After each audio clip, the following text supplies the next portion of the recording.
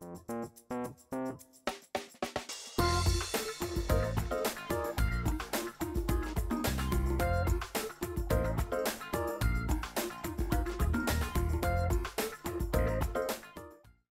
welcome to the Market Carver. I'm Adam Harter, Chief Investment Officer, Financial Enhancement Group. Thank you for giving us a few minutes of your time. You might notice we're rolling out a new format, new year, and an adjustment to the format we hope will improve things. You hear me often, and Joe often refer to Andrew Thrasher, chartered market technician, and so many of the charts he builds. It would be just far better to have him give it to you firsthand. Or hopefully, if you follow us on social media or happen to see Fox Business or TD Ameritrade Network from time to time, you'll have Andrew. So we're happy to have him on here more. Yeah, it's good. It's good to be here, Adam. I appreciate you letting me come talk charts, talk markets with you, and hopefully we can start making this a more regular thing in 2022. I hate to steal any of your spotlight from you, so but I'll try to impart a little bit of what I know about these charts as I can. Please do. Before we dive in, I was just thinking here a few minutes ago. We're asking from time to time what sort of sources we read. People just want to know what we find, and one of those things that I've read for a number of years. Of course, the Wall Street Journal has been a staple. I still can't break the habit of reading it and keeping it to inform. But Barron's, I still find a lot of value in reading the Barron's each week. And from time to time, I'll kind of throw and ask you questions as well. I know Barron's is a little bit up more my alley, but you probably recognize each year they do the Barron's Roundtable. Do you ever read those? I'll try to read some summaries across some of them. Kind of depends on who's maybe in the roundtable. But it's gonna be interesting, be insightful. There's some of the economists that we do follow that often get referenced there, so I always try to see what they're saying right now. Did somebody say something of interest? Yeah. Oh yeah, absolutely. Two things I wrote down that I know that you would love. I think the absolute worst thing you can do is to just read the annual forecast and then invest based on their collective responses and leave it be. But one thing was Meryl Whitmer, a hedge fund manager. She Hmm. when it comes down, they all kind of go through and give their forecast the way they're looking at the year, and she gave like a two-line response. Well, I can't help you much with the macro forecast. That's right up our alley. Just basically saying, I appreciate that. we'll take what comes in terms of, yeah, we'll take what comes with the economic environment. That and Henry Ellen Bogan. I'd never heard the name before, and I probably butchered it, but I really loved what he did. He said that each year he goes back and reads the prior year's roundtable forecast, and it's an act in humility to read what people's collective and what his takeaway was just how hard it is to predict the future. And so I think when I read those roundtables and get everybody's annual forecast, that's probably the best frame of mind. Kind of ignore that prediction going forward. And I know you would agree with that. I would. That's one thing we've always avoided at FEG. That I've always thought is very appropriate is we don't try to give year-end predictions. I think if any years to show why that's such a hard game to play, looking at 2020, there's sometimes you just have things that happen in the middle of the year that are going to be no one can predict that. Like with the COVID crash and all the other things. So trying to predict where the market's going to be in one year, it's kind of it's a pretty futile objective. So we try to just play the market that's in front of us, the economic data as it comes out, and make adjustments as we see need fit, and take it day by day. Yeah, and I would actually go one step further.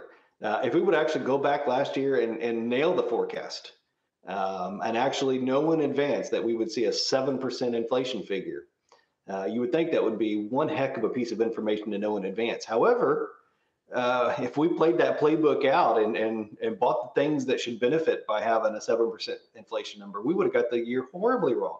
Gold actually had a Right. negative year, and you would never expect that. So I take it one step further. Even if you get the forecast right, that's only half the equation.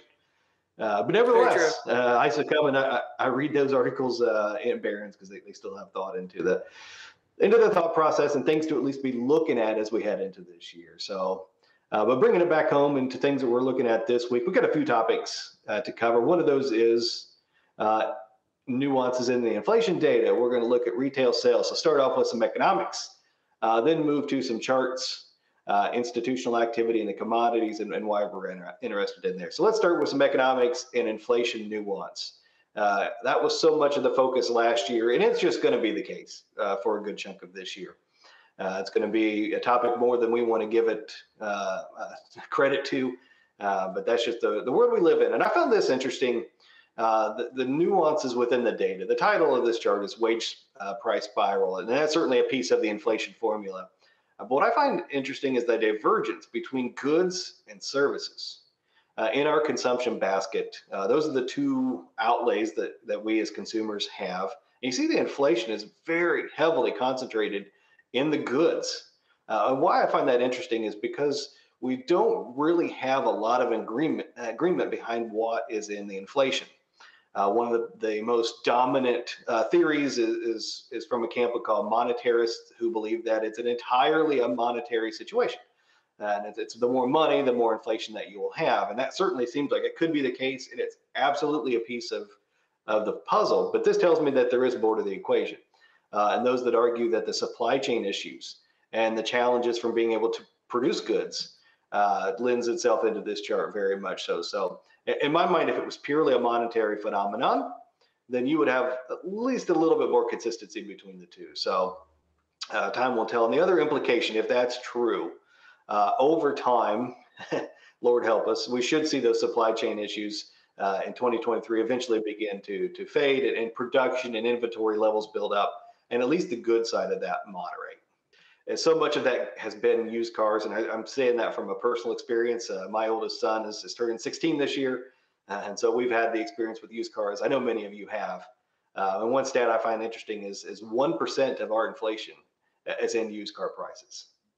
Yeah, there's the other part I was going to add there is we start seeing some of the rent.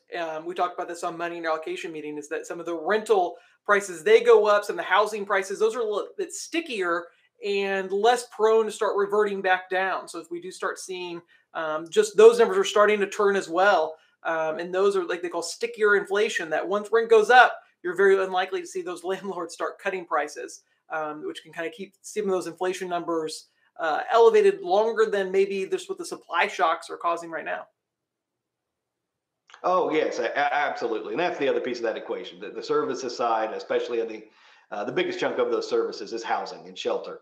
By far, that's the biggest chunk. And you're right, it's actually going to be act as a stabilizer. And if you were with us for the thirdly, that was one of our takeaways. Is that was no matter where inflation goes, that's going to serve as a support prices on the owner's equivalent rent. So, any of the last little tidbits on inflation before we move to retail sales?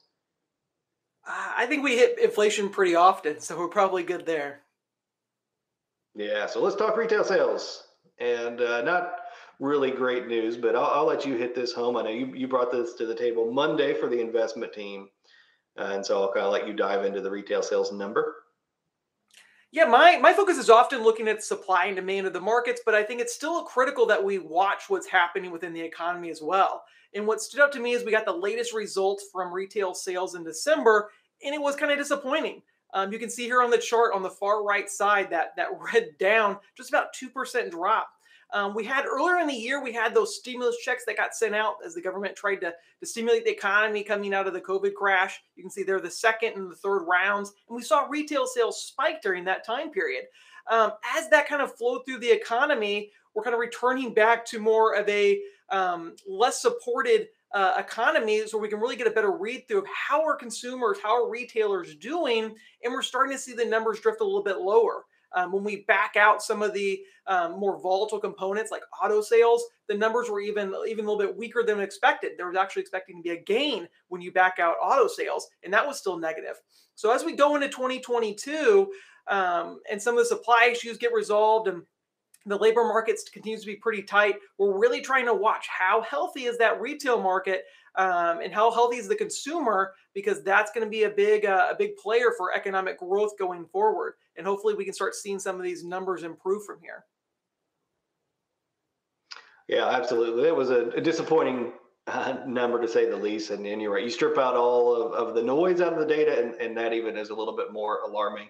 1 month doesn't kill the whole thing, but that's Right. one of the high frequency data points that we do take in each and every month. Does give us a pretty good leading indicator to what's going on. So now we're going to pivot back to charts. That's enough for economics now, and a little bit more into Andrew's wheelhouse. I found this encouraging from Monday's investment meeting, and I wouldn't have guessed it based on recent market action. We've for weeks now on the market cover shared charts about rising numbers of new lows. But what you shared with us here on this chart is that we also have been seeing more new highs, which is certainly a bit of encouragement. It is. And so every week, or for me every day, we're diving into the market and seeing what's the underlying stocks doing.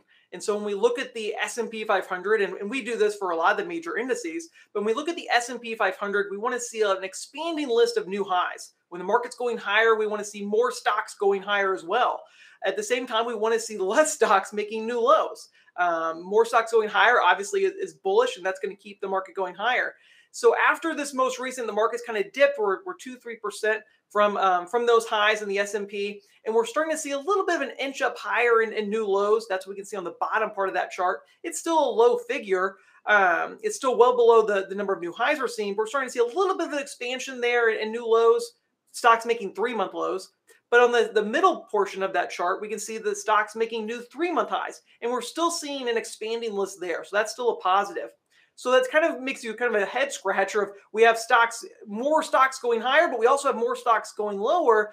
And that creates kind of a less correlated market. We have stocks that are starting to break away from each other and creates what is often get described as a stock pickers market, in the sense of where those people that can pick what stocks are on that new high list and avoid the stocks on the low list, from either a sector standpoint or individual equity perspective, then you can potentially find some opportunities there. But right now we're starting to see the market kind of separate, where you have a lot more winners, but you're also starting to see an increase in losers as well. And so we have to be very particular about where we're taking our equity risk at this time. Yeah, couldn't agree more. And one thing that I would add, and I learned this from you, Andrew. You bring so much from the technical side that makes our process stronger.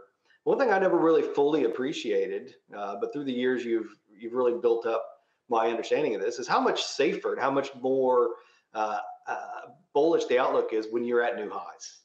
And so oftentimes we hear highs and lows, and when we think the old adage of buy low, sell high, and in a quaint sense, there might be some value in that, but more often we like to see things at new high. It's a better place to be. So we like to see those new highs rising. Yes, more new highs. Historically, buying new all-time highs, there's statistically more likelihood that it's actually going to go higher from there, because that's just showing that the market's strong. A lot of times when people say buy low, sell high, that's a much harder task to take on versus actually trying to buy high and sell even higher. So there's different strategies, and they all have their pluses and minuses, but we always want to see an expanding list of individual stocks that shows good participation, and that's a positive sign. So hopefully we can continue to see that, and those that the uptick in new lows doesn't last for too much longer, hopefully.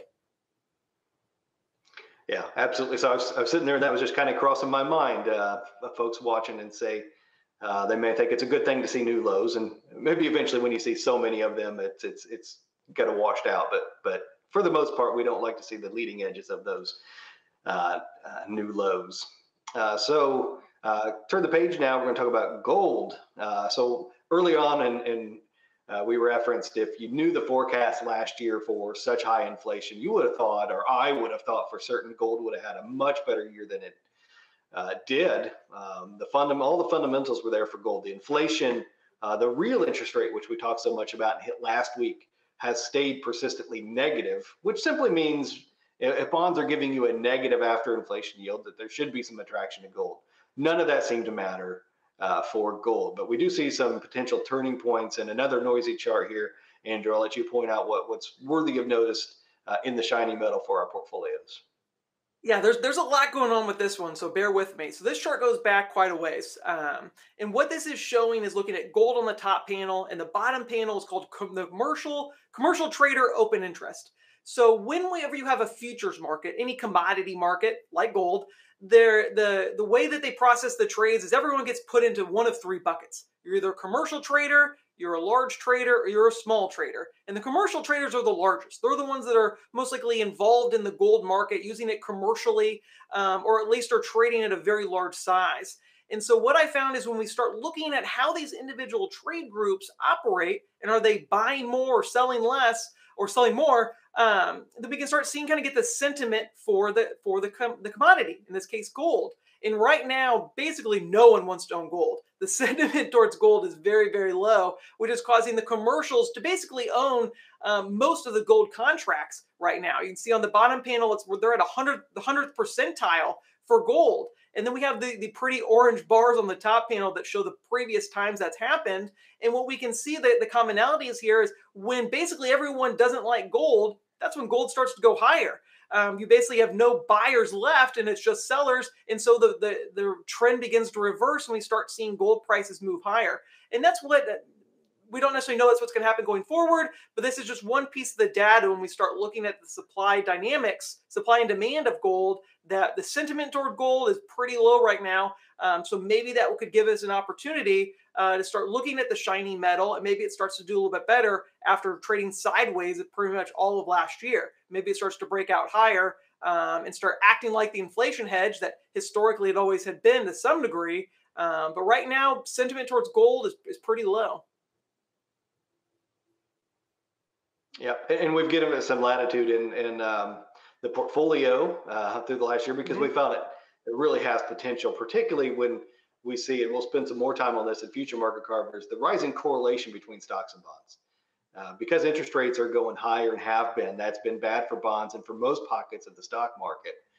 And so when those two correlate together, you got to reach harder and fight harder for diversification. So that's why we've given gold some more leash in the portfolio than we would your run-of-the-mill stock.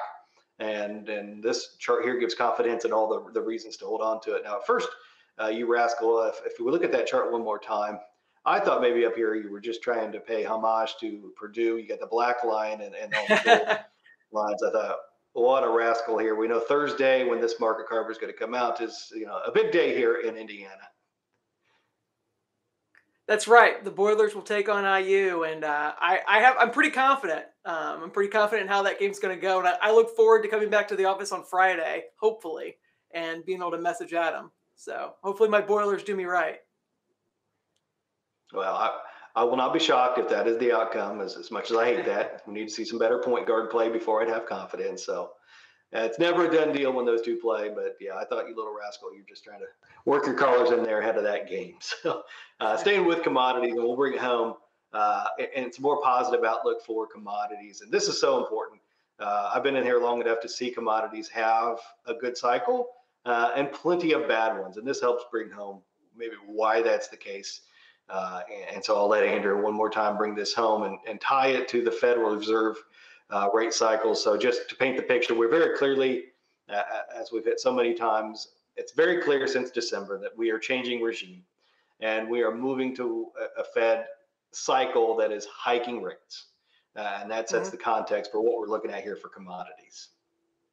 Yeah, there's a famous Mark Twain quote that says, history doesn't always repeat, but it often rhymes. And so with that, it also very much applies to the market, to where we can look at historical trends and see is there any commonality to when the Fed is changing their policy, whether it's raising interest rates or cutting interest rates. Do certain asset classes perform better in certain types of rate changing environments? And so as Adam said, we're getting into the period where the Fed has decided they're going to start most likely raising rates probably in March and maybe a couple times after that this year as a way to start battling some of the inflation that we're seeing right now and see, okay, how do certain asset classes perform in rising rate environments? And historically, commodities do very well. One of the best time periods for commodities is in those rising rate environments. And so something that we've talked a lot about with our advisors and in our allocation meetings is the focus on commodities, whether that be agricultural commodities, energy commodities, as far out as talking about even uranium to get some of the more kind of unique commodities out there in the energy space. But we think 2022 could be set up to be a year with a lot of catalysts in the commodity market. It's something that has a lot of our attention on both the energy and the agricultural side and the metals. We talked about gold a little bit ago. But historically, commodities do well in a rising rate environment. And as Adam said earlier, when you have bonds and stocks, the correlations start to start moving positive to where stocks, if they go down and bonds also go down because rates are going up, then we need to start looking, being more proactive in trying to find some assets that can be good diversifiers and good hedges in different type of market environments. And commodities have the potential to do that. So we're trying to find different opportunities in that space as they historically do well in rising rates. Bingo. Yeah, that's very well said, and I've got nothing to add to that. We do thank you for your time. Any parting words from you, Andrew? No, it's great to. I've been watching the market Carver for. I've been with FEG for 10 years, so I've seen a lot of market Carver. So it's great to come on it and share my 2 cents every once in a while. We'll hopefully you guys like this new format. Something Adam and I are playing with as we continue to try to improve the content that we bring to you each week. Yes, and thanks for coming along. I look forward to this and continue it with you. You do such a better job explaining your charts than I do in trying to cover them. So thank you for your time. Don't forget to schedule a meeting with us if you've been thinking about giving us a call. If you're not with us currently, scan this QR code or give us a call. We'd be glad to set up a complimentary meeting. And also don't forget that we have a radio show that you can still listen to over the traditional airwaves on WIBC or through a more convenient podcast wherever you get yours. So thanks and have a great weekend.